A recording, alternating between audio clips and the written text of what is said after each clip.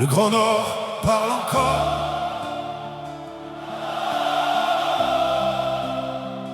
Les années passent, les hommes disparaissent, mais certaines terres continuent de parler à travers ceux qu'elles ont enfantés. Le Grand Nord parle encore à travers les Nemours et leur mémoire. Même loin des montagnes du Cap, leurs mots refusent qu'Haïti s'efface. Le Grand Nord parle encore comme un tambour dans le noir. Et dans les archives du pays, leur lumière respire encore. Aujourd'hui,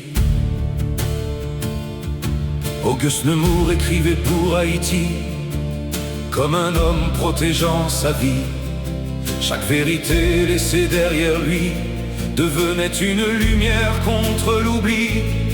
Le patriarche du Grand Nord savait que les peuples doivent raconter leur douleur, leur combat et leur vérité. Le Grand Nord parle encore à travers les livres et l'histoire. Les Nemours gardaient vivante la mémoire de la nation souffrante. Puis Alfred traversa Paris avec Haïti dans son esprit. Le diplomate haïtien avançait avec le calme des hommes respectés. Dans les salons des grandes puissances, il portait la voix de la résistance. Et même dans les regards froids, le Grand Nord marchait avec lui chaque fois.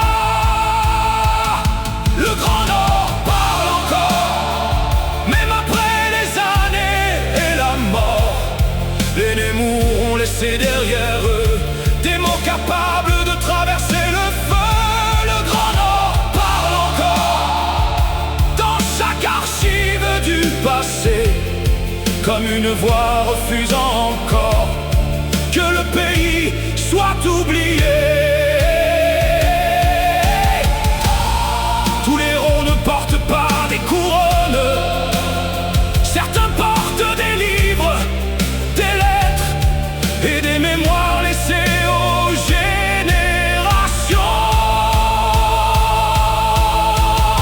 Le Grand Nord parle encore à travers les aigles du Grand Nord. Même lorsque les siècles passent, leurs noms restent comme des traces. Le Grand Nord parle encore et Haïti entend toujours leur histoire comme une lumière restée vivante dans la mémoire des enfants. Les archives ne meurent jamais vraiment, tant qu'il reste des voix pour les raconter.